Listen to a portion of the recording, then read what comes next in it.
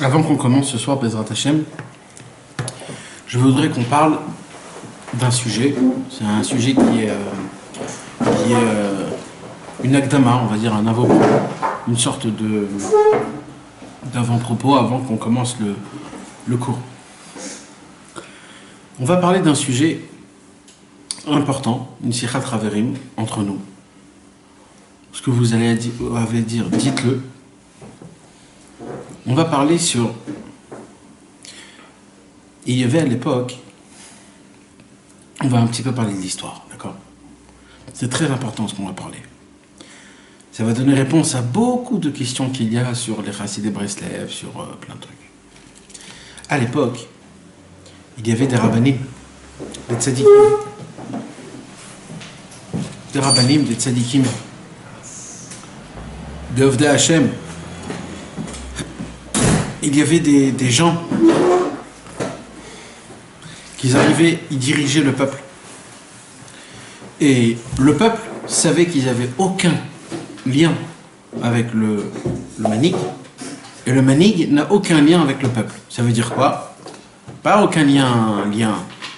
Bien sûr qu'ils avaient un lien, mais ça veut dire, eux, ils savaient que il est tellement tzaddik, il est tellement kadosh, le manig, qu'ils ne peuvent pas le comprendre, ça veut dire. C'est ça le lien. C'est-à-dire qu'ils n'ont aucune compréhension dans le tzaddik. C'est-à-dire tout le monde savait à l'époque de Moshe Rabbeinu que ce que Moshe Rabbeinu il fait, personne ne peut comprendre. C'est, lui, il a raison. Ce qu'il fait, il a raison. Nous, on ne sait pas, on ne comprend pas. Et le Moshe Rabbeinu, ou alors les autres tzadikim, ne disaient pas toujours c'était quoi ce qu'ils faisaient. S'il faisait comme ça, pourquoi il faisait comme ça? S'il faisait comme ça, pourquoi il faisait comme ça? S'il prenait ce chemin, pourquoi il prenait ce chemin? Pas obligatoire, toujours il le disait. Donc en fait, il y a un lien quelconque entre le Rav et l'élève, mais en vérité un lien, un vrai lien, ça veut dire un lien où on peut dire je le comprends, je sais ce que c'est. Tout le monde savait depuis des années, tout le monde le sait, pendant des millénaires, toute la Torah a été faite de cette manière-là qu'on n'a aucune perception de ce que c'est notre maître. La perception, elle est énorme, on n'arrive pas à les comprendre. D'ailleurs... Il n'y a pas un truc qui dit, là, on rentre dans la tête du maître après 40 ans. Non, on peut comprendre une parole de son rave après 40 ans. Après 40 ans. Le maître, c'est comme ça que c'est écrit. Et Rabbi Nathan, il a vu ça, Rabbi Nathan. Il ne s'est pas passé 40 ans, mais il a dit, j'ai compris des paroles plus tard. Après Rabbi Nachman de Tulchin, il a dit sur Rabbi Nathan. Après Rabbi Avram ben Rabbi Nachman, il a dit sur Rabbi Nachman de Bémet. Et Rabbi Israël Ber, il a dit, tout ce que Rabbi Israël Cordonnier me parlait de son vivant, ça rentrait d'ici, ça sortait d'ici, tout. Tout ce qu'il lui a appris. Il a dit, après qu'il est mort, ces paroles, ils sont rentrées petit à petit. Petit à petit. Et là, il commençait à se rappeler de toutes les paroles, et se rappeler. C'est quoi le dessin? Alors, attends. Maintenant, pourquoi je veux... C'est pas ça le lien. Le lien, c'est parce que je veux avancer. Pourquoi il y avait ça? Parce qu'à l'époque, les tzadikim, les gdoshim, les rabbanim, c'était des gens qui étaient attachés à Kadosh Baruch Hu et qui avaient qu'une seule chose pour but, c'était de rapprocher le Ham Israël à Hachem le plus possible. Dans tous les centaines d'années qu'on a eues depuis Moshe Rabbeinu, depuis Abraham, Yitzhak, Yaakov, c'était quoi le but? Dévoiler. On avait fait un cours de ça un jeudi. À l'époque, il y avait de dévoiler la lumière de Hachem, et après, il y a comment appliquer, comment élargir, comment étaler la lumière d'Akadosh Baruch Hu. Jusqu'à Rabbi Yosef Karo, c'était de faire descendre la lumière d'Akadosh Baruch Hu, de la faire descendre à la perfection. Et après Rabbi Yosef Karo, c'était un étalement de lumière. C'est avec les méotes et les élèves. Hein? Méotes et élèves. Je me rappelle pas. Je me rappelle pas. En tout cas, et c'était ça donc le travail. Donc en même temps, il y avait des très très grands tzadikim. Mais malheureusement, et c'est ça le but. Le but, comment Akadosh Baruch Hu il veut que ça se passe, c'est qu'il y a un dirigeant, un tzadik, que ce tzadik-là, il a toujours les élèves qui sont autour, comme Aaron Cohen, Chour, etc., etc. Et il y a l'assemblée, et après il y a le Ham Israël. Il y a des niveaux, c'est comme ça, Hachem il a fait les choses. C'est comme ça. Et ça existe toutes les générations. Toujours. Alors quand il n'y a pas ça, il y a d'autres tzadikim. Quand il n'y a pas ça, il y a toujours un qui relève l'autre. S'il n'y a pas l'élève, il y a les 70 sages. Ces 70 tzadikim qui sont un petit peu... C'est toujours un qui va... S'il n'y a pas le grand tzadik, alors il y a des élèves. Mais il n'y a pas où ça n'existe pas, où il n'y a pas de dirigeant, il n'y a rien du tout. Maintenant, ce qui s'est passé... Hein, alors, on va en parler de ça. Maintenant, ce qui s'est passé, c'est quoi? Ce qui s'est passé aujourd'hui, c'est que malheureusement, tout a été descendu. Depuis la destruction du deuxième temple, le peuple juif, il va et il s'éteint, Chas v'Shalom. Au lieu d'être meilleur et d'être plus rapproché de Dieu et plus rapproché de la vérité, c'est une toute petite boule de neige qui a commencé à rouler, à descendre, jusqu'à qu'elle s'est fait une énorme boule de neige, et à cause de ça, on est venu à des niveaux très graves. Au début, c'était flagrant. Pourquoi? Parce qu'on avait le temple, on voyait à Kadosh Baruch Hu, il y avait des nissim, il y avait des miracles, il y avait tout. D'un coup, le temple a été détruit, les tzadikim sont morts, le dévoilement de la Torah, il s'est arrêté, l'Agmara, on a terminé l'Agmara, les gens ne connaissaient pas c'était quoi la halakha, dans des endroits ils faisaient comme ça, dans des endroits ils faisaient comme ça, dans des endroits... C'était un problème total. Alors le RIF a commencé à créer une première certaine de halakhot. Après le Rambam, il a commencé à dire non, le chemin il est comme ça. Et à chaque fois qu'il y avait un dirigeant, ce dirigeant il se faisait tout petit, comme Moshe Rabbeinu. Parce que Moshe Rabbeinu, il faut regarder c'est quoi les points de Moshe Rabbeinu. Moshe Rabbeinu, c'était l'homme le plus humble qui puisse exister au monde, mais d'une humilité pas exemplable, mes amis. Ça n'existe pas de trouver un exemple pareil. D'accord? Il bégayait, Moshe Rabbeinu. C'est-à-dire, de base, Moshe Rabbeinu était quelqu'un qui se sentait déjà pas bien, pas parfait comme il faut. Dans notre parachat de la semaine, on voit que pendant une semaine, il combat avec Hachem. Je veux y aller, lui, je veux pas y aller, lui, il dit je veux aller, il dit je veux pas, je veux pas, je veux. Une semaine, qui ose dire à Hachem non une seconde? Lui, une semaine, il est là. Pourquoi? Parce qu'il savait qu'il pouvait pas, qu'il n'arrivait pas, s'il n'était pas fait pour ça. Mais Kadosh Baruch Hu dit c'est justement ce que je recherche. Un dirigeant, il doit ne pas vouloir tout ce qu'un dirigeant il est. Ça veut dire un dirigeant ne veut pas diriger, obligatoirement. Un dirigeant, automatiquement, il est connu, etc. Il ne veut pas être connu.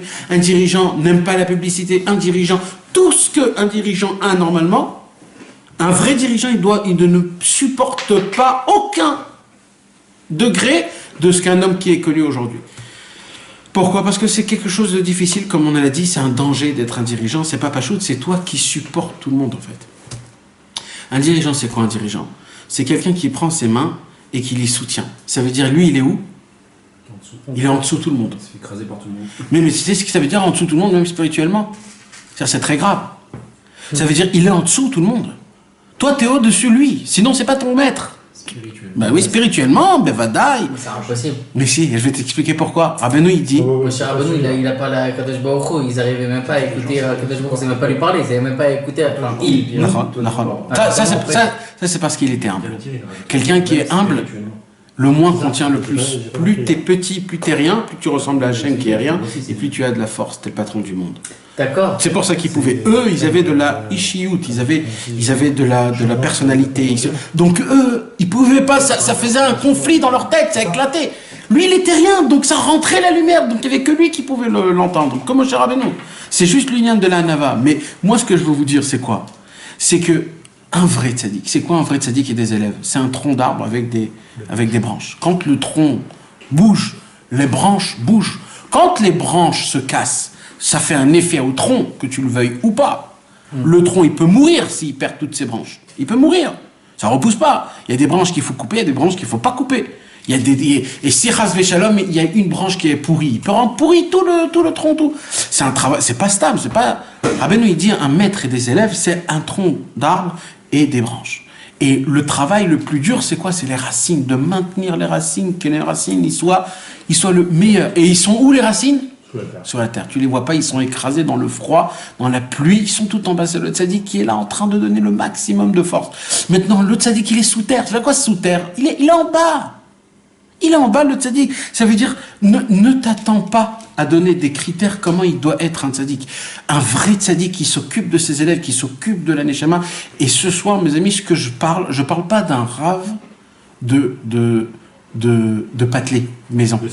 De synagogue. Je parle d'un tzaddik qui se... Non, parce que c'est important, parce que je parle pas contre les rabbanim. D'accord? On a tous besoin des rabbanim, tous. Maintenant, ce qu'il faut pas... comment on dit, faire des mélanges, confondre, c'est quand les gens se choisissent des tzadikim. C'est quoi tzadikim? Je répète, des rofen et fachot, des docteurs d'âme. D'accord? Quand on choisit un tzaddik comme ça, c'est pas juste un rav d'Alacha. Je vous parle de quelque chose de beaucoup plus haut. Le jardinier, celui qui s'occupe des Neshamot. Mamash, celui qui s'occupe Mamash des Neshamot. Maintenant, pour en venir tout ça où? C'est qu'aujourd'hui, mes amis, il y a une très grande salade méchouya. Et aujourd'hui, on a mélangé le thème Rav au thème Tzadik, au thème Rabbin, Rav d'Alachot, Rav de Shlom Bayit, Rav de Chinuch HaYeladim, le Rav de ça, le Rav de ça, le Rav... C'est mon Rav. C'est mon Rav, c'est ton Rav, je suis son élève, j'ai étudié. C'est aujourd'hui, et c'est le Tzadik de la génération, c'est le Tzadik Ador, Gdolador, ils ont appris le nouveau mot, le Gdolador, et ils mélangent, ils mélangent tous ces points comme si c'est un seul point. Ça, c'est un problème. Deuxième problème, que le rabbin de communauté prend la place du tzaddik et qui se permet de dire quoi faire, quoi pas faire quand ça dépasse le terme de halakha. Ou là, c'est pas un yen de halakha en te disant fais comme ça, fais comme ça. Non, c'est pas dans le terme de halakha. Tant que c'est dans le thème de halakha, je t'écoute parce que c'est la halakha qui parle. C'est pas toi qui parle. Mais toi, tu es un rabbin, donc je t'honore, je t'apprécie. Mais au moment où c'est toi qui commences à dire tes propres... Là, je sais pas. Il faut peut-être trouver quelqu'un qui est plus fort que ça. Mais malheureusement, mes amis, ce qui se passe, c'est qu'il y a ce qu'on appelle le kavod à Torah. Il y a un homme qui étudie la Torah. Alors il faut respecter la Torah qu'il a en lui. Mais à une condition, qui fait partie de la Torah. Qu'il a la Torah en lui, que lui-même est devenu la Torah. Vous vous rappelez, on avait dit qu'il y a des gens, quand il est venu devant la princesse, le fils du marchand, il a dit à la princesse, descends vers moi. Descends vers moi, ça veut dire, il a demandé à la Torah, à la Emouna, il a demandé à la Bina, qu'elle descend vers lui. Ça veut dire, lui, il reste comme il est, toi, descends vers moi. Ce que nous, on a appris dans les Sipurim Asiyot, c'est quoi? C'est que ce qu'il fallait faire, c'est que lui, il fallait qu'il monte vers elle. C'est que quand on s'attache à quelque chose dans la Vodat Hashem, quand on voit un tzaddik, c'est toi qui dois faire le pas vers lui, c'est pas lui qui doit faire le pas vers toi. Il y a écrit Torah Munachat Bekeren Zavit, la Torah. Non, toi tu dois faire le pas vers. Quand toi tu fais le pas vers elle, ça s'appelle que la Torah, elle est devenue toi-même. C'est pour ça, mes amis, c'est quoi la Torah?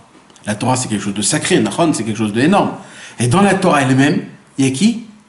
Il y a Abaye, Rava. Maintenant, c'est qui Abaye et Rava? Ce sont deux personnes, des gens normaux, qui allaient aux toilettes, qui mangeaient, qui dormaient. Et eux, ils sont écrits dans la Torah. Ça veut dire, eux, ils sont devenus la Torah.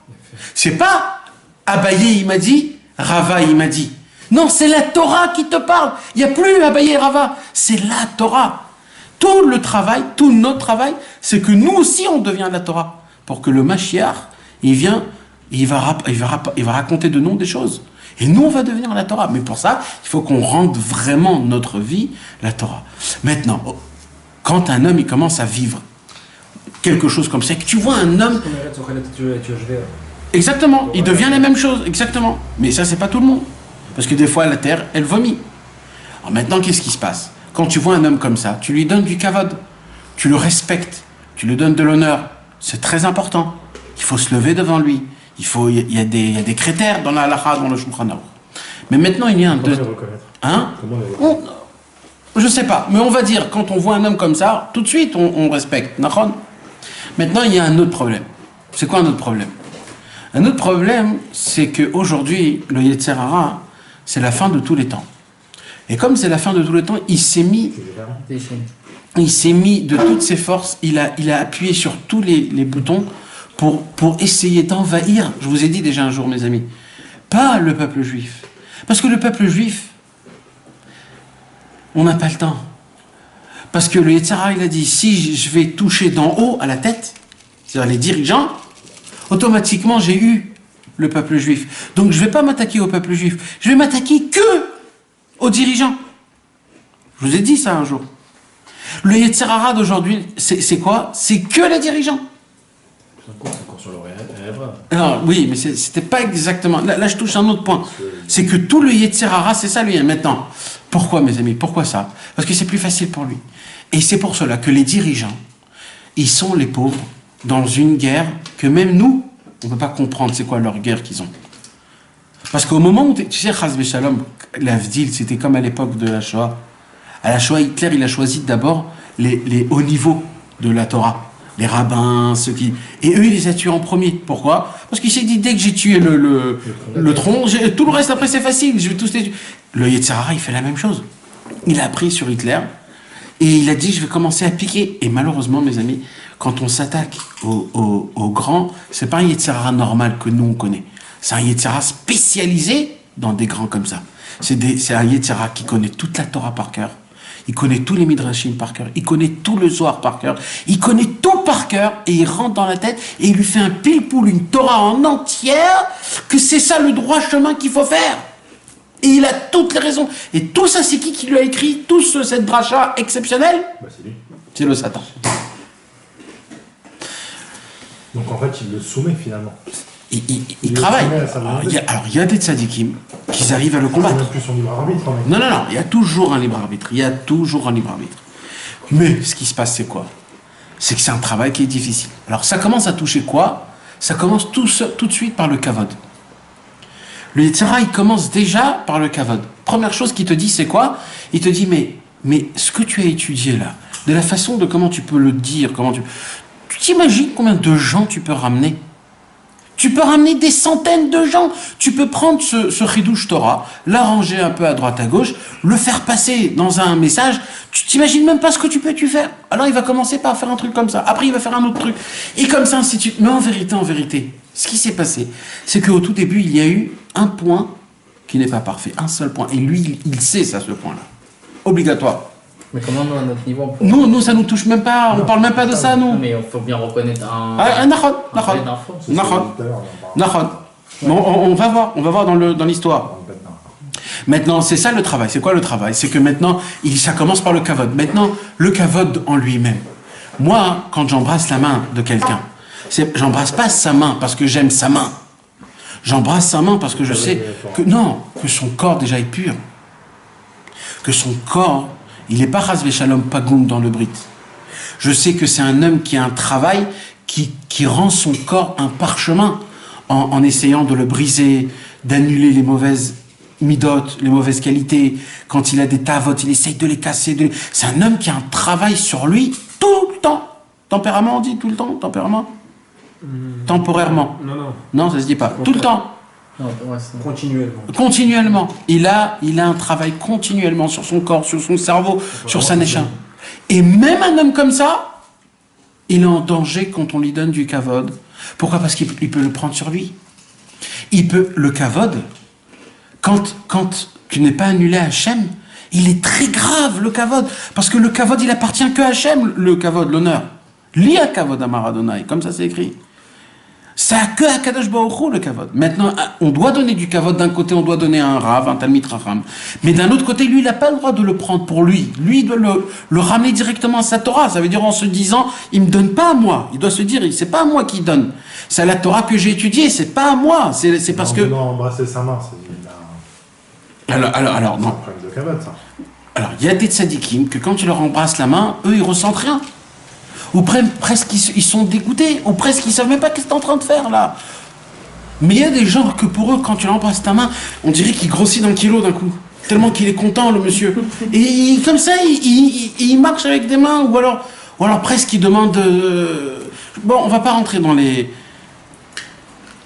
On était arrivé dans l'histoire. Pourquoi je vous parle de tout ça? Moi aussi, j'ai posé la question, mais comment t'arrives à tout ça dans l'histoire? Alors, on arrive à tout ça au moment où, je vais vous le dire en hébreu... Parce que c'est la mouche à l'araignée, là. Non. Ah, non, ouais, c'est tellement... Amralo, Ça touche à tout, ça. elle lui a dit, vous vous rappelez, là on a raconté que le fils du marchand a ramené la princesse dans le bateau. Et là, ils arrivent chez lui à la maison, elle lui a dit, ne me touche pas, jusqu'à que tout le monde... Va dire à tout le monde qui je suis. On avait dit que c'était quoi ça? C'est qu'en fait, elle lui a dit, va raconter à tout le monde combien je vaux. D'accord? Et lui, il est allé. Maintenant, on a expliqué que c'est quoi? C'est le Pirsum Shel Sheker. Chez lui, il a commencé à raconter c'est qui, elle est grande. Mais il n'a pas raconté combien elle est grande. Combien elle est grande et que moi, je suis là-bas avec elle. Regardez ce que j'ai ramené. Exactement, c'est moi. Maintenant, on a dit, oui, le problème. Il a fait quelque chose de bien. C'est quoi le problème? C'est qu'il lui a encore rien dit qui elle est. Donc en fait, il s'est basé sur rien.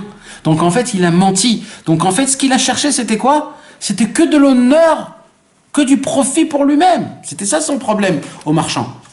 Il a tout pris le profit de la princesse que pour lui. C'est moi qui l'ai emmenée, je vais me marier avec elle, je vais faire ça, ta, ta, ta, ta, ta, ta. Donc en fait, la princesse, elle lui a tendu un piège pour voir, est-ce que tu es proche de moi parce que tu veux vraiment, tu me veux vraiment, parce que tu m'as même pas demandé comment je m'appelle, qui je suis, qu'est-ce que je vaux, rien. Tu m'as rien du tout de tout ça.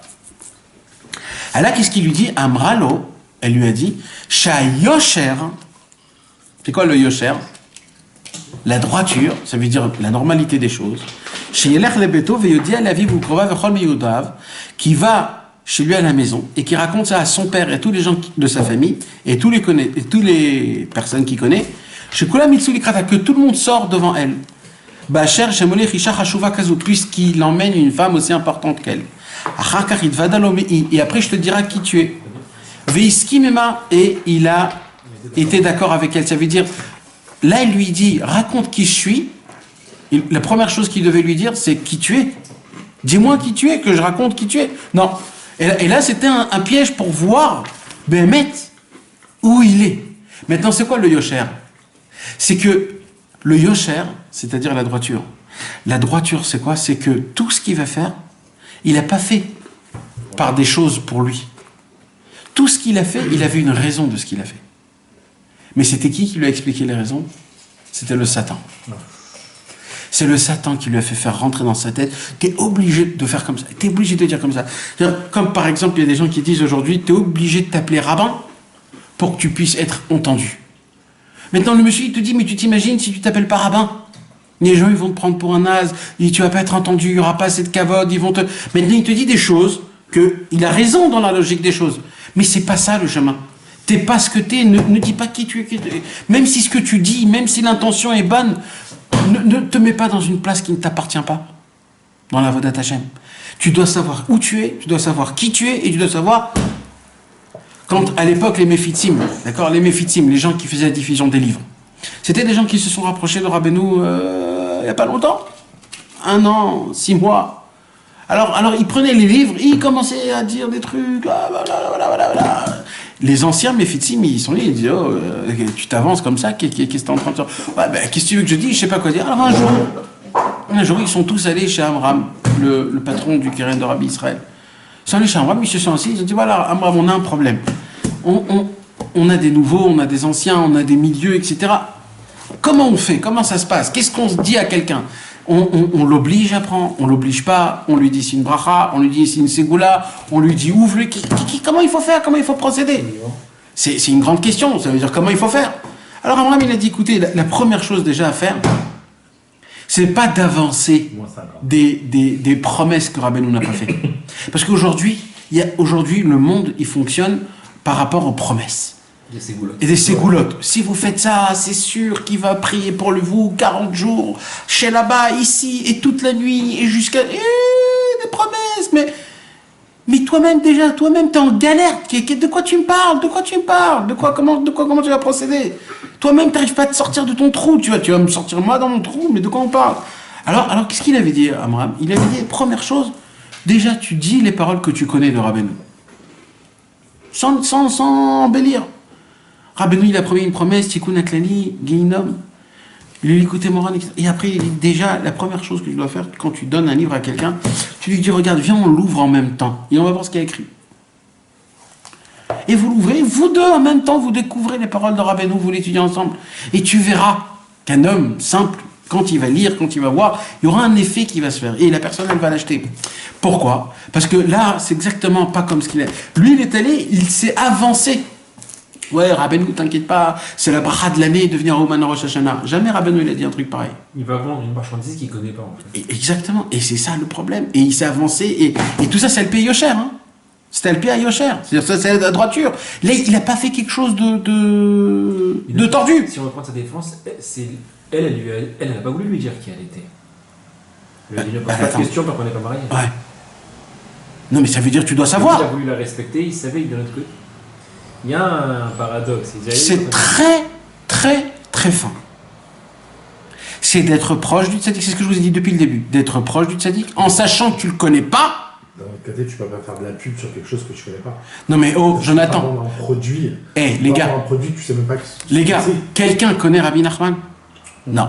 Rabbi Nathan connaissait Rabbi Nachman? Non. Comment Rabbi Nathan t'a vendu Rabbi Nachman? Il a décrit. Par ses paroles, par les paroles de Rabbi. En sachant qu'il connaît rien et que tout ce qu'il t'a raconté, il a dit c'est ce que j'ai vu ou entendu ou compris, c'est fini l'histoire. Il s'est dit on ne pourra jamais comprendre Rabbeinu. Maintenant vous voulez savoir comment moi il m'a fait de l'effet Rabbeinu? Je vais vous apprendre à moi comment il m'a fait de l'effet. par son histoire à lui. Oui. Et en racontant ce qu'il a vu. Et en racontant ce qu'il a vu. Maintenant, c'est certain que Rabbi Nathan, il avait des perceptions sur Rabbeinu qu'il n'a jamais dévoilées. Pourquoi? Parce que c'est ça, il ne faut pas tout dévoiler. Il faut dévoiler ce qui fonctionne dans ton travail, c'est tout. Concrètement, ce que tu dis, c'est valable sur tout le monde. Personne ne peut savoir qui est quelqu'un au fond de lui, sauf Akadosh Baruch Hu. C'est-à-dire, peu importe le juif, on va prendre le juif, mais c'est peu importe qui que ce soit Rabbi Nachman ou le plus simple des juifs, je fais pas de comparaison comme cela, mais on peut jamais savoir qui c'est en réalité. Il n'y a que le bon Dieu qui peut savoir. Parce qu'un homme, il peut dire combien on a vu d'histoires comme ça, que ce soit des histoires chassidiques ou des histoires peu importe, où le type par exemple il disait ouais, il faisait le pain. Ah oui, Nachon. Oui, mais là, là le kivun de l'histoire, c'est Rabbeinu te donne un exemple d'un élève qu'il ne faut pas être comme lui. T'as compris? Prends pas de cavale. C'est ça le kivun. Parce que là, il y aura 3 histoires qui vont essayer de prendre la princesse. Okay. D'accord? C'est qui les 3? Là, on est dans le premier. C'est 3 élèves. 3 sortes d'élèves que Rabbeinu te dit, écoute, ça, je veux pas que tu sois comme celui-là. Alors le premier, c'est le plus haut, le plus bien. Il reste dans la Torah, il reste dans la Vodat Hashem, il reste tout. Mais le seul problème, c'est quoi? C'est qu'il commence à dévier un petit peu de son maître. Première chose, il a vendu de la marchandise qu'il a reçue. Deuxièmement, il a diffusé quelque chose qui n'était pas. Il a dit vraiment, mais c'est un peu ce qu'il a fait l'acrobate. Il a pris la Torah et il a fait sa version. Ouais. C'est un peu ça. Nachon. C'est-à-dire, il a voulu rester entre guillemets dans son chemin, mais en faisant sa version. Après, ils l'ont rendu autre chose, mais c'est un peu ça. Nachon. Et là, mes amis. Et c'est grave d'un rave qui se dit rave, parce que d'abord il est un rave, il se dit rave et que. C'est pas qu'il se dit rave, c'est-à-dire qu'il est rave concrètement, mais qui fait valoir. Parce que l'homme, il a besoin d'avoir une image, une figure. Donc un rave qui dit tu dois m'appeler rave, c'est pas pour autant que c'est de la gahava, c'est juste que voilà, il y a une. Oui, il y a une distance, il y a une différence entre toi et moi. Ça s'appelle pas concrètement ce que tu as dit juste avant. Non, mais ça dépend comment il fait les choses. Parce que c'est sûr que maintenant un homme, comment il doit choisir un rave? Déjà, il doit choisir un rave qui a une très grande humilité. Très très grande humilité. Même un rave d'Alacha. Un homme, c'est un homme qui parle pas beaucoup, comme ce qui est écrit dans le Guéret Ramban. Le Ramban, il dit à son fils comment être. C'est comme ça que nous, on doit choisir notre rave. Comme c'est écrit dans le Guéret Ramban. Un rave qui a sa tête baissée, qu'on n'écoute pas, on l'entend passer, et qui parle pas, etc., etc. Un homme qui parle pas. Tout, ça, c'est la beauté de quelqu'un. Parce que quand quelqu'un, il prend... Et c'est ça le problème, c'est que c'est dur à les trouver. Mais aujourd'hui, c'est tellement facile de... Alors, c'est pour ça qu'il faut choisir. C'est pas aussi évident de pouvoir se donner corps et âme à un maître et se dire, moi j'ai mon rave et c'est lui qui me décide tout. Parce que tu peux pas donner ton corps, ta neshama comme ça à n'importe qui. Même, il faut s'y connaître, Rabbeinu, il dit déjà, la personne elle-même, elle doit être déjà toute propre. Parce que si lui, il s'est pas rendu propre, il pourra pas te rendre propre. Donc déjà, lui, il faut qu'il soit propre totalement. Pas de passion sexuelle, pas de passion alimentaire, pas de passion d'argent, pas d'honneur. Trouve-moi des gens comme ça. C'est très difficile. Donc c'est pour ça que c'est pas évident. Maintenant, les gens qui viennent et qui se proclament et qui disent, etc., etc. Et vous savez quoi? Il y a même des très grands. Il y a des très grands. Mais vous savez, c'est qu'est-ce qui s'est passé encore le problème aujourd'hui? C'est que ces très grands-là, ils s'occupent pas de nous. Ils s'occupent pas de nous, ces très grands. Ils sont dans leur pièce en train d'étudier la Torah jour et nuit. Oui. Maintenant, il y a des gens extérieurs qui viennent détruire le monde, des envoyés du Satan, qui mettent sur ces gens-là qui sont des tzadikim, c'est des grands tzadikim. Et ils disent, et ils demandent tout, faites tout, toutes les questions, c'est lui le Gdolador, il faut toujours tout lui demander, etc., etc., etc. C'est qui l'a rendu Gdolador? C'est toi qui l'as rendu Gdolador? C'est quoi? Comment exactement ça s'est passé qu'il est devenu Gdolador? Et qu'est-ce qu'il fait pour moi? Il me donne des conseils comment lutter contre la colère, comment lutter contre le mensonge, comment lutter contre les passions sexuelles. Il me donne des conseils ou il ne me donne pas des conseils? Ou il veut même pas entendre, il n'a même pas le temps d'entendre parce qu'il est en train d'étudier la Torah. Alors si c'est des tzadikim comme ça, alors des tzadikim comme ça, ils doivent rester dans leur coin. Puisque ils travaillent que pour eux-mêmes. Les autres tzadikim qui ferment leur Gemara, qui sortent dehors et qui essayent en étant simple. Presque tu les prends toi comme si c'est ton ami. Et tu viens et tu lui dis comme ça, ou il te dit comme ça, ou il te dit comme ça. Ça c'est pas pareil. Maintenant, des gens comme ça, ils sont rejetés, des gens comme ça, ils sont maltraités, des gens comme ça, ils sont... Et malheureusement, c'est des gens comme ça que normalement, ça doit être comme ça, le vrai chemin. Mais malheureusement, c'est ça, le malade, ça. Et là, mes amis, écoutez bien, qu'est-ce qui se passe? Amralo, elle lui a dit une deuxième chose, encore une fois. Gama Yosher, encore une fois, la droiture. Ça veut dire là tout ce que le tzaddik, la princesse, elle est en train de tester le fils du marchand. Tout ce qu'elle le teste sans que ça soit tordu. C'est toujours droit. Elle vient qu'avec des choses. Ça veut dire quand le Yetzer Hara, il veut te prendre, quand tu es déjà dans le service divin, quand tu veux être un élève, mais tu veux maintenant prendre de la grandeur, parce que tu sais que maintenant tu as appris un peu plus, tu connais un peu plus, tu as de la, comment ça s'appelle, de l'antiquité, du galon, tu connais, tu as un peu de savoir-vivre, ça fait déjà des années que tu es dedans, donc tu peux te prendre un petit peu comme quelqu'un qui peut donner des conseils, comme quelqu'un qui peut répondre à des réponses, etc. Alors d'un coup, il prend une place qui n'est pas à lui. Et là, et maintenant, cette place qu'il a pris, il l'a pas pris parce que c'est un charlatan, il l'a pris parce que c'est le droit chemin. Mais Afal Piken, Rabbeinu il dit, et tous les tzadikim ils disent, Afal Piken, il faut s'éloigner le plus possible parce qu'en vérité, c'est très difficile de trouver, ni aujourd'hui, ni à 100 ans, ni à 200 ans, un tzadik qui a pu enlever toutes ces tavotes. C'est très difficile. Il n'y en a pas. Aujourd'hui, il n'y en a pas. Il n'y en a pas. Non, il n'y en a pas. Il faut savoir une chose qu'il n'y en a pas. Il n'y en a pas aujourd'hui. Ça n'existe pas. Ça n'existe pas, malheureusement. Mais quoi, il n'y a pas un bureau du tzaddik caché, c'est pas... Il y a quoi? Il n'y a pas un bureau du tzaddik caché. Tu vas pas dans un bureau, ils sont tous là, ils sont répertoriés. Lui, il est caché, lui, il n'est pas caché, lui, c'est une vedette. Oui, on ne sait pas.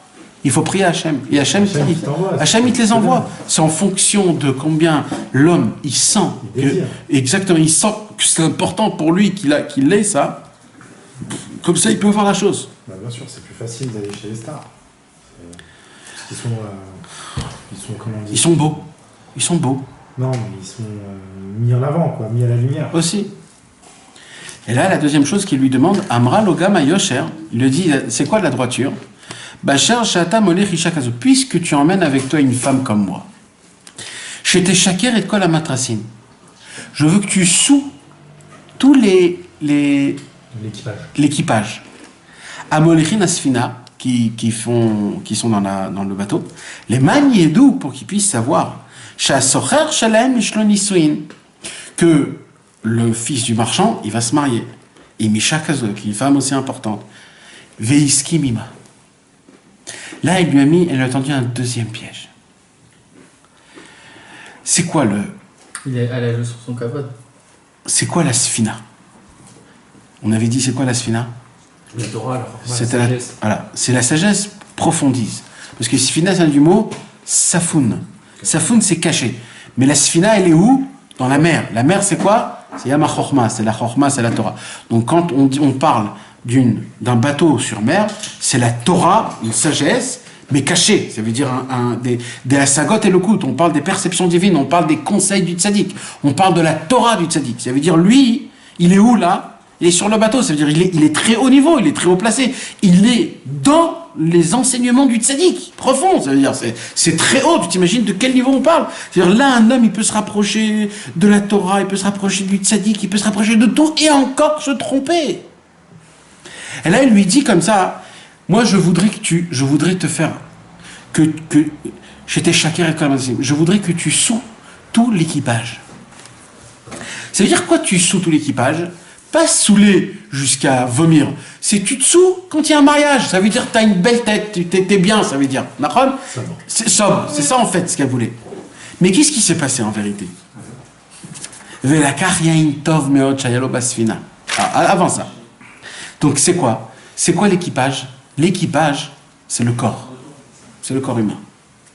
C'est la tête, c'est les mains, c'est les pieds. Il dit Rabbi Nachman de Breslev, un homme, et ça c'est un grand chidouche mes amis, tout ça c'est basé sur la Torah numéro 22 du Likutei Moharan. Dans la Torah numéro 22 du Likutei Moharan, Rabbi Nachman nous enseigne un chidouche qui est énorme, mamash important. Rabbeinu il dit quand un homme il étudie, alors c'est quoi qui est le plus, qui est poël, qui fonctionne, qui travaille, c'est le cerveau. Parce que tu étudies, d'accord? Il dit maintenant, un homme qui a un peu plus de cœur, il arrive à faire descendre ça dans son cœur. Pas parfaitement, mais il a un petit lien. Il arrive, il se dit, waouh, c'est important, je vais l'appliquer, d'accord? Et il dit, mais sachez que ça suffit pas, il dit Rabbeinu. C'est le top de faire le lien entre le cerveau et le cœur, c'est tout le compte. Mais il dit, Rabbeinu, ça suffit pas. Il dit quoi? Il dit, il faut que tous les membres profitent. Alors Rabbeinu, il parle de ça d'un niveau élevé. Il dit quoi? Il dit, quand un homme, il dort, sa neshama, elle monte dans le ciel. Quand sa neshama, elle monte dans le ciel, elle va apprendre de la Torah. Quand elle va apprendre de la Torah, elle va recevoir de la lumière d'Akadosh Baruch Hu, de la lumière des tzadikim, des anges, etc., etc. Le lendemain matin, quand la neshama, elle va redescendre dans le corps, il dit Rabbeinu, il dit, il y a un conflit. C'est que elle est énorme de lumière et le corps, il est écrasé, étalé sur un train de baver sur son coussin. Comment tu peux prendre ces deux choses et les rendre en un? Alors il dit Rabbeinu, il y a une possibilité, c'est quoi? C'est que la neshama, elle voudra faire profiter le corps de cette lumière. Comme ça il explique Rabbeinu. Et Rabbeinu explique, il rentre dans ça très profondément. Comment à nous ça nous parle? Rabbi Nathan, dans l'Écoute à la Chod, il explique, il dit, quand un homme, et ça c'est un travail qui est simple, mais mes amis, il est tellement important. Il dit Rabbeinu, quand un homme il sert à Kadosh Baruch Hu, il doit voir combien ça a de l'effet sur ton corps. Vous savez, ce qu'on appelle aujourd'hui la kinésiologie. C'est quoi la kinésiologie aujourd'hui? Des énergies. C'est pas des énergies. La kinésiologie, c'est un docteur qui va poser des questions et en te prenant la main, parce qu'il y a le pouls, il va te bouger la main et il pose des questions au corps, que le corps lui-même répond. D'accord? C'est ça le Inyan de. Et par rapport à quoi il tout à la main. C'est vrai ça ou c'est. Oui, c'est une chorma. C'est une chorma. C'est une chorma. C'est une chorma qui existe. Et c'est le Emet. Quelque part, c'est Emet, bien sûr. Alors maintenant, regarde. C'est vrai? Oui. Non, c'est Emet. C'est Emet. C'est quoi, c'est le cœur? Hein? C'est quoi, c'est le corps qui répond? Alors, je vais expliquer. Ça veut dire quoi? Il y a des réactions physionomiques. Physionomie, c'est la figure, d'accord? Physionomie. Non, physionomique, c'est le corps. C'est tout le corps. Donc, physionomie, c'est ça. Il y a des réactions physionomiques. Regarde, je vais te dire un truc. Là, maintenant, on parle, d'accord? Si maintenant, il y a quelqu'un, il rentre, il y aura un changement physionomique dans ton corps minuscule. Mais tu vas le ressentir. Parce que d'un coup, tu dois te mettre en fonction de cette personne. Mais on ne va pas trop le voir parce qu'on reste dans un truc de cours, d'accord? Mais imagine-toi. Voilà. La position, on va se mettre droit. Mais maintenant, imagine-toi, il y a quelqu'un qui rentre et il dit une mauvaise nouvelle. Il y a eu un truc ici. Là, on va tous avoir un changement physionomique visuel. On va se mettre dans une autre position, mamache. D'accord? Okay. Quand un homme est en colère, son physionomique est en mode colère. C'est-à-dire c'est quelque chose que tu le vois. Et il y a une chose, mes amis, écoutez, c'est très important, c'est un secret énorme, c'est que dans chaque mode que tu es, tu restes à y chercher. Tu cherches à y rester, pardon. C'est-à-dire quand un homme est énervé, il ne va pas commencer à voir qu'est-ce qu'il a de bien dans la maison. Il va essayer de voir tout ce qu'il y a qui va l'énerver. C'est Hachem nous a fait comme ça. Hachem. Quand tu es Simcha de sa mère, tu vas essayer de chercher comment alimenter Ta simcha. D'accord. Quand un homme, il veut donner, il veut faire, tout ce qu'il va voir dans sa tête, c'est comment faire une séouda pour le tzaddik, comment faire une achnasat tochim, comment aller à droite, à gauche, etc. Pourquoi ? Parce qu'il est en mode. Maintenant, redescends ça plus bas. Un homme qui est triste, comment il peut sortir de sa tristesse ? Il ne peut pas sortir de sa tristesse. Pourquoi ? Parce qu'il est en mode que dans tout, il va voir que la tristesse. Il ne pourra pas voir. Maintenant, qu'est-ce qu'il faut faire maintenant pour passer d'un trip comme ça à un trip comme ça ? Alors normalement, comment ça se passe chez nous ? Oui, ça c'est quand tu as un travail sur toi-même, bien comme il faut. Mais en normal, maintenant, quelqu'un de dehors, comment il passe ? Tu remets tout sur compte d'achat. Oui, mais et tout ça, ce sont des travails qui sont... On les prend pas au sérieux, sinon on ne serait pas comme on est aujourd'hui. Moi, je te parle dans le monde, comment ça fonctionne. Dans le monde, comment ça fonctionne. Ah, bah t'attends qu'il y ait un événement. Non. Alors tu vas t'endormir, tu te réveilles et c'est passé. Non, mais le conseil, c'est quand tu vois quelqu'un qui est triste, tu le prends, tu le mets dans la voie. Alors Rabbeinu dit, qu'est-ce qu'il faut faire ? Rabbeinu dit, il faut le changer de physionomie. C'est l'extérieur, c'est-à-dire, c'est pas... Il faut le changer, oui, toujours. Pour changer, il faut savoir de l'extérieur. Ça veut dire quoi ? Il faut que tu lui changes sa physionomie. Comment tu changes sa physionomie ? Il dit, Rabbeinu, c'est ça la force de la tête et du cœur. C'est quoi ? Si on réfléchit bien, un jour on avait fait un cours de ça aussi le jeudi soir, sur le temps. En vérité, si tu réfléchis bien, le cerveau, c'est une machine à remonter le temps. Comment ça ? Aujourd'hui, on est quel jour aujourd'hui ? Dimanche. Non, mais quelle date ? Le 30 décembre 2018. D'accord ? On est le 30 décembre 2018. Donc, maintenant, il n'y a que le 30 décembre 2018 qui vit là. On est en train de le vivre, d'accord ? Il est unique dans toute l'histoire de l'éternité, ce moment. Hein ? Dans toute l'histoire du monde, il est unique, ce moment-là. Voilà. Et il n'y a que ce jour-là, il n'y a ni avant ni après, d'accord ? Maintenant, ton cerveau, il a une fonction de folie. C'est quoi ? C'est de garder dans sa mémoire des événements. Mais pas juste de garder des événements, de les revivre avec les sensations, avec tout, avec l'air, avec l'odorat, avec tout. Comment ? En te rappelant, par exemple, le jour de ton mariage. Mais tu remontes pas le temps pour autant. Ça s'appelle remonter au temps, mon frère. Ouais, il y en avait plein là-dessus. C'est quoi de remonter le temps ? C'est pas comme toi, ton corps, il va là-bas, c'est pas ça. Remonter le temps, c'est-à-dire qu'on va changer des choses. Non, mais oui, mais changer, tu peux pas changer, parce que dans tous les cas, tu les changes pas, les choses. Tu dois les vivre, les choses, tu dois pas changer. Tout le Inyan, c'est pas les changer, c'est de revivre la chose. Ton cerveau arrive à te reprojeter à ton mariage, revivre le moment que tu t'es marié, mais tu t'imagines la sensation de maintenant. Tu sais que si t'es très fort, toi, hein, même nous tous, c'est juste une histoire de... Tu peux revivre, mamache, la chose, jusqu'à que t'es ému, tu pleures, Comment ? Machine à remonter le temps, mon frère. Maintenant, il dit, c'est quoi comment tu passes de mode triste en mode sa mère, par exemple, c'est quand tu commences à regarder des choses, Nekuda Tova Azamra, des vraies bonnes choses qui te donnent de la simcha. Il y a physionomiquement, ça veut dire, dans ton corps, il y a un truc qui change. Mamash. Ça change, mamash. C'est pas une émouna, c'est pas de la émouna. Ça contrebalance. C'est émettre, ça veut dire c'est mamash, ça change vraiment en toi. Mais ça doit pas être, oh Hachem, j'ai une kippa, parce que t'es pas content d'avoir une kippa, après tu la jettes ta kippa. C'est pas ça le Inyan. C'est vraiment quelque chose d'important. Par exemple, un jour, je me suis cassé, et je me suis réveillé de mon lit, j'ai fait Arvit. Oh, c'est fort. Et je suis content, j'étais là, j'ai brisé, bah, oh, Hachem, je l'ai fait pour toi. Tu rentres d'un coup, tu changes. Et donc ta physionomie, elle change. Maintenant, là, qu'est-ce qu'il lui dit, là ? Quand un homme, des fois, il a envie... Alors, quand un homme, il se marie. Alors là, il buvait pour être Bessimra. D'accord ? Et là, il lui a demandé quelque chose. Change la princesse. Il lui a dit, va changer, va les rendre un peu Bessimra. Ils sont tous Be'atzvut. Tous. Ils sont tous Be'atzvut, toute ton équipe. C'est qui ? Les Malachim, c'est tout ton corps. Ça veut dire quoi ? Ça veut dire, tu sers à Kadosh Baruch Hu, mais tu racontes pas à ton corps les vrais Asagot Elokut. Vous savez, Rabbi Nachman de Breslev a raconté une histoire. Il a demandé à Rabbi Shmuel Aizik, son très cher élève, de parler à son corps. Mamash. De parler à son corps. Comment ? De dire, par exemple, aux mains... À la maman. Oui.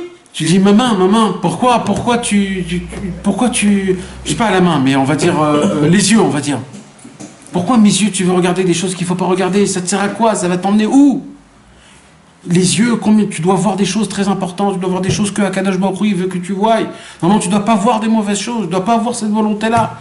Ta vue doit s'arrêter quand tu vois des mauvaises choses, tu dois voir que des personnes divines, que des choses spirituelles. Et tu dois parler à tes yeux comme quoi ils doivent se soumettre à la Torah, ils doivent se soumettre à Hachem.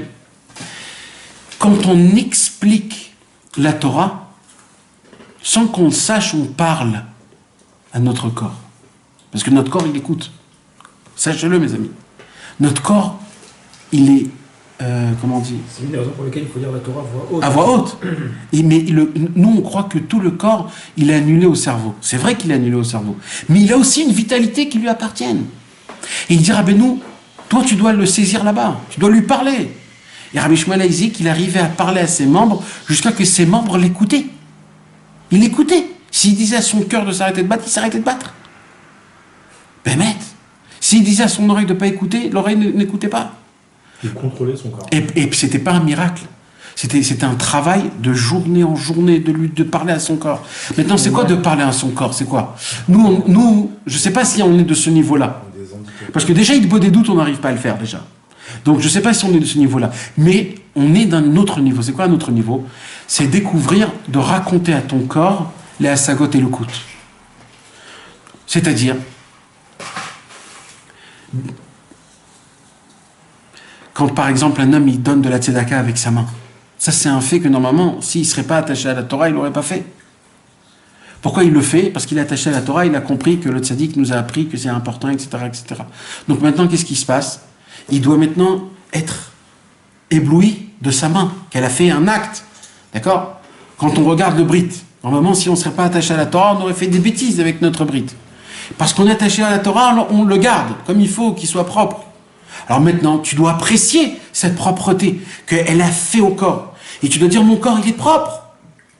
Ça, mes amis, c'est un travail, c'est la Torah numéro 22. Rabbeinu, il dit, là, qu'est-ce qui s'est passé? Là, la princesse dit au fils du marchand, va saouler tout l'équipage. Ça veut dire quoi? Va faire goûter la Torah à tout ton corps. C'est pas que pour le cerveau, la Torah. C'est pas que pour le cœur, c'est pour tout le corps. Ça veut dire quoi?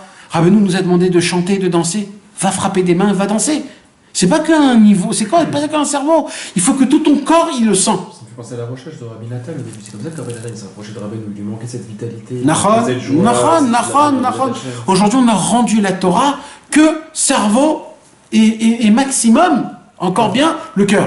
Et ça s'arrête là. Mais ça doit aller beaucoup plus loin. Ça doit aller faire de la fatsa. C'est quoi de la fatsa? Prendre des livres dans tes mains, les porter, frapper à la porte, Shalom Aleichem, vous voudrez pas un petit cadeau de Rabbi Nachman de Breslev, un petit livre, et de parler avec un ami, ou alors de faire du chesed avec quelqu'un, de l'emmener à droite, à gauche, de lui donner des trucs, etc. De faire quelque chose avec ses mains, avec ses pieds, danser, chanter, parler. C'est pour ça que c'est important. Pourquoi Rabbeinu? Vous savez, je vous ai raconté une histoire. Rabbi Israël, on lui a raconté sur Rabbi Shlomo Wexler qui faisait des doutes sur le toit de la Grande Breslev. Vous savez que Rabbi Shlomo Wexler, c'était le Rav de Rabbi Israël après Rabbi Israël Cordona. Quand on lui a dit qu'il faisait des doutes sur le toit de la Grande Breslev, de la Choule Breslev, il a dit Zéafé Meod, mais il lui manque le chemin de doutes. Ou l'ozacha la derrière chez doutes. Il n'a pas été méritant du chemin. C'est quoi le chemin doutes?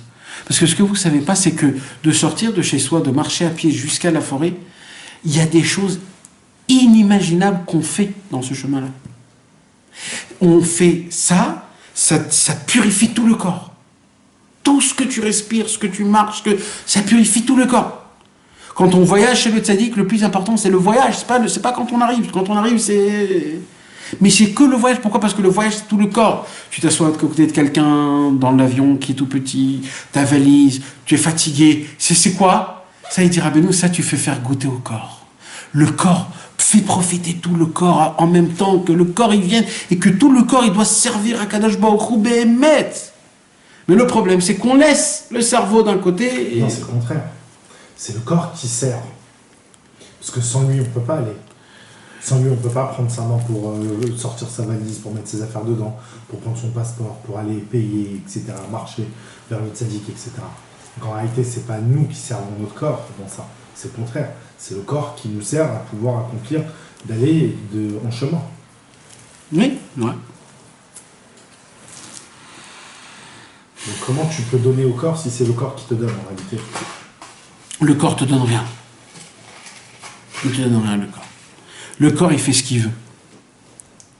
Toi, tu crois que c'est toi, mais c'est le corps qui fait ce qu'il veut. Quand tu dors, quand tu manges, ce que tu veux goûter, les passions que tu as, c'est le corps qui te les réclame. C'est pas toi, c'est pas ton cerveau, c'est pas ton cœur, c'est ton corps. C'est le corps. Abeno, il appelle ça zoutagouf, l'effronterie du corps. C'est le corps. Le corps, il te dit que je suis fatigué. Le corps, il te dit que j'ai faim. Le corps, il te dit que je veux un café, je veux une cigarette. C'est le corps qui te dit ça. Maintenant, toi, tu dois prendre cette machine exceptionnelle que Dieu il t'a donnée et de lui faire goûter à toutes tes perceptions divines que tu as eues dans ce monde. C'est quoi les perceptions divines? C'est tout ton service divin. Quand tu te lèves Hatzot la nuit, mon frère. Tu la soumets. Là, qu'est-ce que tu fais? Tu peux le voir d'un côté de soumettre. Moi, je te parle d'une autre chose. Moi, je te parle, fais-le profiter. Ça veut dire quoi? Regarde ça pas comme une souffrance, une tréra. Rends-le joyeux de ce... Et essaye de comprendre ce que tu es en train de faire. Tu vas casser ton sommeil, parce que quand tu vas te lever, tu vas avoir un cerveau exceptionnel. Tu vas découvrir une nouvelle découverte, d'être réveillé à minuit spécialement, s'asseoir par terre, essayer d'avoir un sentiment pour le temple, pour les tzadikim. C'est des nouvelles choses, c'est des nouvelles trucs. Faire des doutes, aller dans un nouveau chemin, ça s'appelle faire découvrir le corps de la Vodat Hashem. Rabbeinu, il dit, il y a des gens qui sont des tzadikim et ils laissent leur corps pourrir. Mais le corps tout en entier, il doit dégager de la lumière. Le corps tout en entier, Rabbeinu, il dit, même l'ongle du plus petit du doigt de pied, son cœur est encore plus fort que le cœur le plus grand. Ça veut dire quoi? Ça veut dire qu'il a fait rentrer de la lumière de la Vodat Hashem, il a fait faire goûter à tout son corps de la Vodat Hashem, jusqu'à que même la peau morte qu'il a dans ses pieds, elle est vivante à la Vodat Hashem. C'est pas juste le cerveau qui est pur ou le cœur qui est pur. C'est mamage tout et tu dois te le vivre. Ça ne doit pas juste rester. Tu dois vraiment le vivre, prier en bougeant. Pourquoi on bouge quand on parle de Torah ou quand on prie? Pourquoi on bouge? Parce que le corps est comparé à une flamme. C'est qui te l'a dit ça? C'est parce que c'est vie. C'est quelque chose qui est vivant, ça bouge. Quelque chose qui est mort, ça reste. Non, mais ça, c'est aussi j'ai déjà. Ah, ben voilà, non, Nerachem Nishmat Adam, bien sûr. C'est aussi la Neshama. Mais c'est surtout quoi? Mais c'est surtout quoi, mes amis? C'est surtout quoi? C'est la vitalité. Le signe de vitalité, c'est quelqu'un qui bouge. Quand tu bouges, c'est tout ton corps qui vit. Tu comprends? Quand un homme, on voit que quand il y a un goal dans le foot, comment les gens ils sautent, comment ils sont. Pourquoi tu t'es levé, Makara? Parce qu'il est en transe, il vit là, il vit. Il y a une seconde qu'il vit. Et il se dit, je suis content. Nous, on doit le vivre. Le problème, c'est qu'on raconte pas ça à notre corps. On voit Hatzot comme c'est que c'est lourd. On voit Mikvé comme c'est que c'est difficile. On voit de danser tous les jours, c'est très difficile. Mais non, raconte à ton corps. Fais une déballe à ton corps que ça vaut la peine. Raconte-lui que ça, c'est ça. Allez vous saouler. Ça veut dire quoi? Rendez-vous vivant. Que ça doit dépasser votre normalité. Maintenant, qu'est-ce qui s'est passé? Regardez ce qui s'est passé. Il a entendu ça, il a dit, oh, bien sûr, je cherchais ça, moi. Velakar yain tov meod. Il est allé chercher un très bon un très bon vin. Shayalo basfina qu'il avait dans le bateau. On a dit, c'est quoi le bateau? C'est la Torah cachée. Et le vin, donc si dans la Torah cachée, il est allé chercher un bon vin, c'est quoi le vin? Le vin hongrois. C'est quoi le vin hongrois? C'est la Torah mamash du tzaddik. Rabbeinu, il a dit, tout celui qui a goûté du vin hongrois, personne ne pourra le tromper. Parce que le vin hongrois, quand tu le goûtes, il est tellement, il met tellement un goût, il envahit tellement ton palais d'un goût que, après tout ce que tu bois, on dirait que c'est de la terre, tellement que c'est horrible. Tellement qu'il est bon, le vin hongrois. Alors là, il lui dit quoi?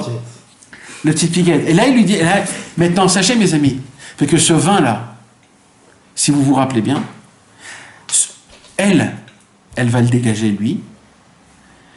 Elle va le donner après aux pirates aussi. Elle va donner aux 12 femmes qui vont se saouler.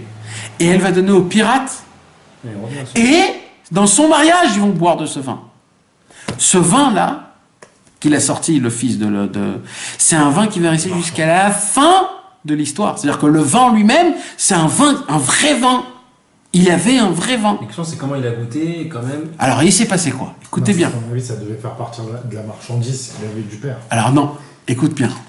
Écoute bien comment ça s'est passé. Très bonne question. Je suis content que vous êtes avec moi. Rabbeinu dit comme ça. Peut-être ça, il n'y a pas... Venatan lahem, il leur a donné. Venishtakru meod. Ça a été un rivouille. Là-bas, il dit, allez vous saouler. Ça veut dire, buvez bien. Soyez... sa mère. Là, venishtakru meod. Ils ont bu énormément. Et comptez. Ve'u alach lebeto, leodia la vivu krovav. Pendant ce temps-là, lui, il est allé chez ses parents, le fils du marchand. Et il a dit, vous savez pas, j'ai ramené avec moi la princesse, etc. Va matressin, l'équipage. Nishtaku, ils ont bu. Veyatsu minasfina. Ils sont sortis du bateau. Venaflu vecharvu bishichrutam. Et comme ils étaient ils sont ivres, ils sont tombés, étalés en dehors du bateau. Il y a des gens qui croient que quand on a déjà touché le tzaddik, quand on a on est... Non mais Malasot, mon frère. Eh ben on croit que c'est fini. On voyage à Ouman, on fait le mikvé, on fait tout ce qu'il faut, on essaye de faire Ikbedinut, etc., etc. On croit que c'est qui, on l'a attrapé, on est là, on fait partie de quelque chose. Mais sachez une chose, mes amis, que c'est fin. Kol haolam kulo gesher tsar meod. Tout ce monde, c'est un pont qui est très étroit. Ça veut dire quoi, un pont très étroit? On peut l'expliquer dans plein d'explications. L'état avod, ce monde, etc. Mais même dans la Vodat Hashem, c'est un pont qui est très étroit. C'est quoi? C'est mieux que rien. Non, c'est pas mieux que rien. Parce que là, ce qui s'est passé, c'est qu'ils ont perdu. Ils ont perdu la fille. Parce que là, quand ils se sont saoulés, qu'elle a vu qu'ils se sont saoulés, qu'ils sont sortis de la Sfina, elle s'est barrée. Ça veut dire quoi? Ça veut dire quoi? Ils ont goûté du vin. C'est quoi le vin? Un vin hongrois. Ils ont goûté de la lumière du tzaddik. Mais le problème, c'est quoi? Ils ont été zorés, là je te coupe au milieu de ton truc, mais ils ont quand même été vachement zorés parce que même malgré ça, c'est-à-dire lui au début, il a pas écouté les conseils, on avait dit. Il s'est éloigné, il a voulu prendre un peu le cabote pour lui et ça, mais il a quand même eu le screw de goûter au vin. Alors attends, il n'a pas goûté au vin. Il a vendu la marchandise aussi. Oui, il a vendu, ça c'est certain, il a vendu la marchandise. Mais, ce qu'il avait aussi, ce qu'il faut savoir une chose, c'est que jusqu'à maintenant, il ne connaît pas encore la princesse. Mais il connaît pas, il goûte son vin. Oui, il a goûté un vin qui était très très bon. Il a goûté un vin, mais il ne la connaît pas encore. Maintenant, ce qui s'est passé, c'est qu'il est sorti du bateau. Mais le vin, il lui appartient pas à elle. Non. C'est à lui. C'est à lui le vin. Mais c'est la marchandise du tzaddik, le vin. Ouais. Donc le vin, ça vient du tzaddik. Mais d'où il l'a? C'est de son père. Il a pris la marchandise de son père pour les faire. C'est de son père. Oui, mais on a dit qu'il avait tout vendu. Non, pas tout vendu. Il avait vendu, acheté, il a fait du business. Il l'a gardé, Oui. il lui restait quand même. Ouais. D'accord, mais il lui restait son vin. Maintenant, elle, qu'est-ce qu'elle a fait? Eux, ils ont bu et ils sont sortis du bateau. C'est quoi de sortir du bateau, mes amis? C'est éloigné du thé. A priori, de la parole de la Torah du tout. C'est Shalom, c'est pas bien du tout. Non. Il y a des fois une sorte de Yetzer Hara. C'est le corps. Et il y a une fois une sorte de Yetzer Hara. Les mitzvot, ils ont été faits pour le corps. Hein? Il y a 613 mitzvot. 365 et 248, positif et négatif, équivalent aux 248 membres et 365, un équivalent au corps. Donc ça veut dire que quand on parle, on a dit l'équipage ont bu jusqu'à qu'ils sont sortis du bateau. C'est qui l'équipage? On avait dit c'était le corps. C'est quoi le corps? C'est pas les chamans. Non, c'est quoi c'est les mitzvot? Ça veut dire quoi? Il y a une sorte de Yetzer Hara quand tu te rapproches du tzaddik. Tu crois que tu peux faire ou alors annuler des halachot, des mitzvot pshutot. Tu dis, ça c'est pas grave. Rabbeinu, il a dit, quand on fait Tikkun Akeli, tout est bon, il n'y a pas de problème. Rabbeinu, il prend tout sur lui. Ou alors un homme, il peut se réveiller tard le matin. Ouais, Bezrat Hashem, ça va. Kol Tov, Bezrat Hashem, ça fait rien. Aïkar Liot Besimcha. Oui, Aïkar Liot Besimcha. Mais quand tu dois te réveiller, il faut que tu te dises que c'est un peu tard quand même. Et ainsi de suite. Il y a des gens. Vous savez, c'est quoi la Sfina? C'est la halacha. La Sfina, c'est la halacha. Rabbeinu, il a dit, prenez mon livre, tordez-le de tout ce que vous voulez, mais ne bougez pas un seul séif de halacha. La halacha, c'est elle qui nous garde les pieds sur terre. Si Chas Veshalom, on perd, surtout nous, les Chassidé Breslev, si nous on perd la halacha, Rabbeinu il est tellement grand, il nous emmène tellement haut qu'on perd tout. Et eux, ils ont bu du Rabbeinu jusqu'à qu'ils sont sortis de la halacha. C'est du ribouille or, c'est du ribouille rocher en vérité. Mais ils sont sortis de tout, ouais, ne t'inquiète pas, on vient au Shauman, tout est bon, tout est ok, etc. Mais vous croyez que c'est quoi? C'est Hocus Pocus, c'est abracadabra. Non, c'est pas Walt Disney, quoi. C'est pas Walt Disney, c'est un travail, mon frère. J'ai entendu malheureusement. Et crois-moi que ça, c'est des paroles qui tournent et que nous aussi, on se les dit. Mais il faut pas se les dire. Il y a des gens qui disent, ouais, l'essentiel, t'as Ouman, etc. Dis merci, t'es pas obligé. Alors c'est vrai, toutes ces paroles. Toute l'année. Mais de base, les Chassidé Breslev, quand ils venaient à Ouman, c'était les chaussures, quoi, mais c'était de la folie. D'aujourd'hui, tu vois des gens, ils s'assoivent, ils fument, ils boivent de la bière en face du Tzion de Rabbeinu, mais vadaï. Et il y a plein de trucs comme ça, des choses qui sont. Maintenant, qu'est-ce qu'ils te disent? Ils te disent, ouais, mais Rabbeinu, moi je parle pas contre les autres qui disent, aussi ce qu'ils disent c'est vrai. Mais il faut savoir l'attente, il faut qu'il y ait la halacha, il y a des minimums. Dans un bête on boit pas, on mange pas, on ne fume pas. La halacha, c'est ça qui te garde. C'est pour ça, mes amis, si on garde la halacha, on doit avoir peur de rien, même dans le ribouilleur. Même dans le ribouilleur. Même si tu as envie d'exploser de lumière, de rentrer dans la Kabbalah, tant que tu gardes la halacha, tu dois avoir peur de rien. Là, elle est partie pour une seule raison, la princesse. La princesse, elle a vu qu'ils se sont saoulés. Et ils se sont saoulés de quoi? De qui? De Rabbeinu. Ils ont été sous de Rabbeinu. Et à Falpiken, ils sont sortis de la Sfina, ils sont sortis de la Halakha, ils sont sortis des mitzvot. Et ça, c'est quoi, mes amis, vous savez? Il y a eu 4 qui sont montés, Torah numéro 31. Il y a eu 4 qui sont montés dans le Pardes. Il n'y en a qu'un seul qui est descendu. Et pourquoi Rabbi Akiva est descendu? Parce que lui, de base, il s'est dit, je ne comprends rien. C'est pas qu'il a dit, je vais essayer de comprendre. De base, il a dit, je ne comprends rien. Même tout ce que je vais voir en haut, je ne comprends rien. Les autres, quand ils sont montés en haut, ils se disaient que je comprends quelque chose. Donc eux, ils ont eu un conflit. Rabbi Akiva, de base, il n'a pas eu de conflit. Et c'est ce que je vous ai dit au tout début. Le tout début, c'est quoi? C'est que le maître et l'élève, ils comprennent pas l'un de l'autre. Ça veut dire ils sont éloignés à des milliers de kilomètres. On peut pas les comprendre. C'est des tzadikim qui sont énormes. Malheureusement, nous, on croit qu'on peut jongler avec. Ça, c'est un point qui me démange. Personne ne fait attention à ça. C'est quelque chose d'énorme. C'est une nouvelle mode d'écrire un pirouche sur le Likutei Moharan, mais pas une explication simple. Une explication que tu rentres dans des mondes et de dire ça ressemble à ça, et ça c'est ça, et ça c'est ça. Vous savez, pendant 200 ans, ils auraient pu le faire, les autres tzadikim. tous les tzadikim, personne n'a écrit un pirouche sur Likutei Moharan. La seule pirouche qu'ils ont écrit sur Likutei Moharan, c'est que des explications de niveau plus simple. Tous, Biur Alikutim, Papa Chorma, c'est que des explications pour comprendre le texte. Personne ne rentre approfondi. Personne. Ouais, ils ont fait des éditions comme ça. Aujourd'hui, tous les rabbins Breslev, ils ont. Tous, ils ont des chidushim, ils se permettent à écrire des choses qui sont... Mais comment on peut se permettre d'écrire un truc pareil? Comment tu peux rentrer dans ça? Tu te prends pour qui? Pourquoi? Maintenant...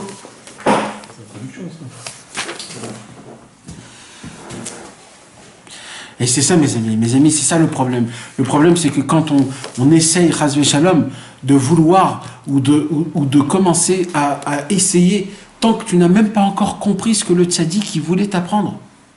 Le conseil qu'il a fait le tzaddik pour essayer pour que tu puisses essayer d'arriver à quelque chose. Et en fin de compte, tu n'arrives pas. Et ça, c'est à cause de quoi? À cause de quoi tout ça? À cause que la personne, elle ne voulait pas se soumettre totalement, depuis le début, au grand marchand, son père. Il a tout voulu et dévier. Et à cause de ça, comme il nous raconte ici Rabbeinu, au moment où ils se sont tous préparés pour venir vers elle, Et Imkol Amishpara avec toute la famille. Al-Kha'i, elle est partie rentrer dans le bateau. Itira Sfinamina Sfar, elle a enlevé les cordes, elle a fait monter le crochet. Ou Persa Avilonot, elle a fait faire descendre les rideaux. Val Khala et Masfina, et elle s'est barrée avec la marchandise. Donc elle a laissé tout le monde là-bas. Et là, mes amis, on a terminé. Lui aussi, l'équipage. Tout. Elle a pris toute la marchandise et le bateau. La marchandise, lui, surtout pas, il faut pas qu'il aille. Tu comprends? Parce que quand quelqu'un a du kavod, il faut lui reprendre la marchandise. Il faut lui reprendre la marchandise. Il y a écrit qu'un homme qui prend du kavod, aujourd'hui, on ne peut pas le faire. Mais à l'époque, mais à l'époque, il faut le casser. Il faut lui faire montrer qu'il connaît rien. Mais à l'époque, ils avaient le niveau. Nous, aujourd'hui, on n'a pas le niveau.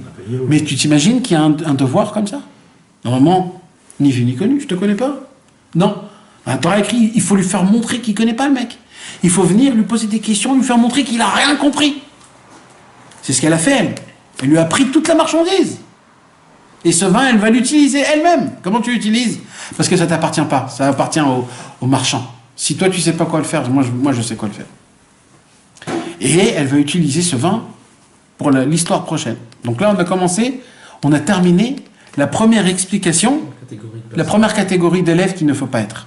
C'est quoi en résumé? Être en ribouille sur... C'est pas juste en ribouille, depuis le début. De ne jamais se détacher du marchand. De ne pas dire qu'il n'a pas d'homme de confiance et qu'il s'occupe de lui, et qu'il va rester peinard et que lui, il est vieux et qu'il ne le comprend pas. De ne pas revendre la marchandise. Quand tu as une bonne marchandise, ne la revends pas. Après, de ne pas prendre du kavod sur le compte du tzaddik, tant que au moins tu connais même pas.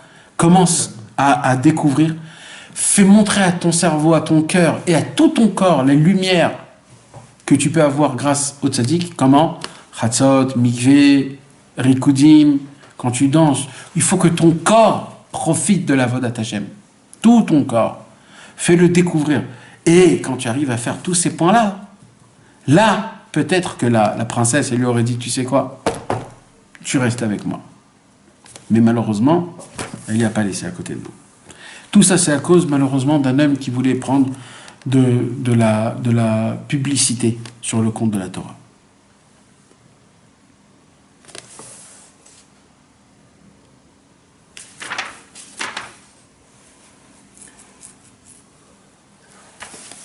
Voilà, mes amis.